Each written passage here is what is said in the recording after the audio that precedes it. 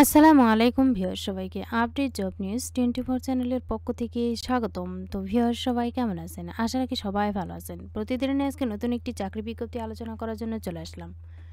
এটা হলো স্বাস্থ্য ও পরিবার কল্যাণ মন্ত্রণালয়ের অধীনে স্বাস্থ্য সহকারী পদে নিয়োগ বিজ্ঞপ্তি। সেখানে দেখিয়ে দেওয়ার চেষ্টা করব যে এখানে আবেদন কবে শুরু হবে, কবে শেষ হবে এবং শিক্ষাগত যোগ্যতা কী।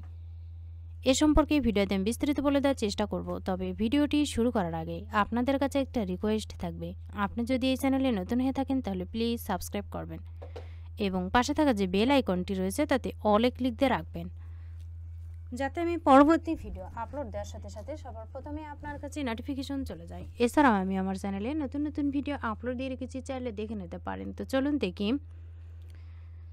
স্বাস্থ্য ও পরিবার কল্যাণ মন্ত্রণালয়ের স্বাস্থ্য সেবা বিভাগ প্রশাসন ১ শাখায়ের স্মারক নম্বর এত মোতাবেক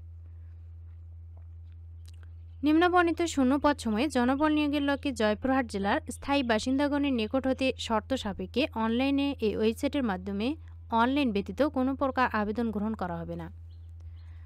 পদের নাম পরিসংখ্যানবিদ, নেওয়া হবে 4 জন। এরপর 60 মুদ্রাকুড়ি কম্পিউটার অপারেটর নিয়ে হবে 1 জন। এখানে কিন্তু স্নাতক ডিগ্রি থাকতে হবে এবং কম্পিউটার বিষয়ে অবশ্যই দক্ষতা থাকতে হবে। স্টোর কিপার নেওয়া হবে 5 জন। এখানে উচ্চ মাধ্যমিক সার্টিফিকেট পাস হলে আবেদন করা যাবে। কোল্ড চেইন টেকনিশিয়ান নেওয়া হবে 1 জন। এখানে কিন্তু উচ্চ মাধ্যমিক সার্টিফিকেট পরীক্ষা উত্তীর্ণ হলে আবেদন করা যাবে। অফিস সহকারী কম্পিউটার মুদ্রাক্ষরিক নেওয়া হবে 2 জন। এখানে উচ্চ মাধ্যমিক সার্টিফিকেট পরীক্ষা উত্তীর্ণ হলে আবেদন করা যাবে। স্বাস্থ্য সহকারী নেওয়া হবে 38 জন। এখানে ইন্টার পাস হলে আবেদন করা যাবে। বেতন কিন্তু 9,300 টাকা থেকে 22,490 টাকা। ড্রাইভার নেওয়া হবে 1 জন। এখানে কিন্তু অষ্টম শ্রেণী পাশ হলে আবেদন করা যাবে, তবে বৈধ লাইসেন্স থাকতে হবে, ড্রাইভিং লাইসেন্স। অভিজ্ঞতা সম্পন্ন চালকগণ অগ্রাধিকার পাবেন। ল্যাব অ্যাটেন্ডেন্ট নেওয়া হবে 2 জন। এখানে কিন্তু মাধ্যমিক স্কুল সার্টিফিকেট বা সমমানে পরীক্ষা উত্তীর্ণ হলে আবেদন করা যাবে। আবেদনের শর্ত ও নির্দেশনাবলী: প্রার্থীকে জন্মসূত্রে বাংলাদেশের নাগরিক হতে হবে এবং আবেদনকারীর বয়স 4 সেপ্টেম্বর তারিখে সর্বনিম্ন 18 এবং সর্বোচ্চ 30 বছর হতে হবে। তবে মুক্তিযোদ্ধাদের ক্ষেত্রে কিন্তু 32 বছর। সকল প্রার্থীর আবেদন শুধুমাত্র অনলাইনে গ্রহণ করা হবে।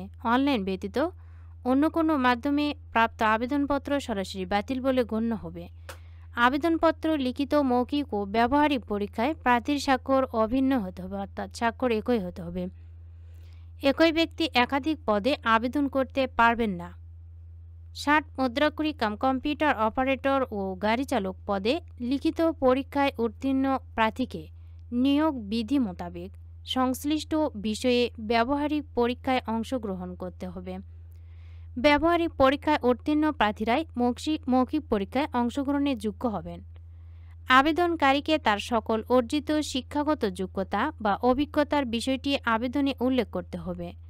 সরকারি, আধা সরকারি, স্বায়ত্তশাসিত বা আধা স্বায়ত্তশাসিত প্রতিষ্ঠানে চাকরিরত প্রার্থীগণকে সরকারি বিধিবিধান অনুসরণপূর্বক অবশ্যই যথাযথ কর্তৃপক্ষের অনুমোদন গ্রহণপূর্বক নির্ধারিত সময়ের মধ্যে আবেদন করতে হবে এবং সকল চাকরিরত প্রার্থীদের মৌখিক পরীক্ষার সময় তাহার নিয়োগকারী কর্তৃপক্ষ কর্তৃক প্রদত্ত অনাপত্তি সনদ এর মূল কপি জমা দিতে হবে। প্রার্থী যে ওয়ার্ডের বাসিন্দা হবে সেই ওয়ার্ডের প্রার্থীরা কিন্তু আবেদনপত্রে উল্লেখ করতে হবে। তবে সংশ্লিষ্ট শূন্য পদের ওয়ার্ডের বাসিন্দা যোগ্য প্রার্থী পাওয়া গেলে অন্য ওয়ার্ডের প্রার্থীদের বিবেচনা করা হবে না এবং সংশ্লিষ্ট ওয়ার্ডের বাসিন্দা যোগ্য প্রার্থী পাওয়া না গেলে অন্য ওয়ার্ডের যোগ্য প্রার্থীদের বিবেচনা করা হবে। তো ভিউয়ার্স, এই শূন্য পদের আপডেট কিন্তু এই ওয়েবসাইটে পাওয়া যাবে। আবেদনটা শুরু হবে কিন্তু 4 সেপ্টেম্বর সকাল 10টা থেকে এবং চলবে 24 সেপ্টেম্বর বিকাল 5টা পর্যন্ত। এখন জানাবো আবেদন ফি কত টাকা। টেলিটক প্রিপেইডের মাধ্যমে 14 থেকে 16তম পদের জন্য 200 টাকা, সর্বমোট 223 টাকা, আর 17 থেকে 20তম পদের জন্য 112 টাকা, অর্থাৎ সার্ভিস চার্জ বাবদ সর্বমোট 112 টাকা 72 ঘন্টার মধ্যে জমা দিতে হবে। তো ভিউয়ার্স, এখানে কিন্তু ছেলে এবং মেয়ে উভয় প্রার্থী আবেদন করতে পারবে, তবে শুধুমাত্র জয়পুরহাট জেলার বাসিন্দারা আবেদন করতে পারবেন। ভিডিওটি ভালো লাগলে অবশ্যই লাইক, কমেন্ট এবং শেয়ার করবেন। আরও নতুন নতুন ভিডিও পেতে চ্যানেলটিতে অবশ্যই সাবস্ক্রাইব করে রাখবেন। এতক্ষণ ধৈর্য সহকারে ভিডিওটি দেখার জন্য সবাইকে ধন্যবাদ। সবাই ভালো থাকবেন, সুস্থ থাকবেন। আবারও দেখা হবে নতুন কোনো ভিডিওতে। আজকের মতো এ পর্যন্তই। আসসালামু আলাইকুম।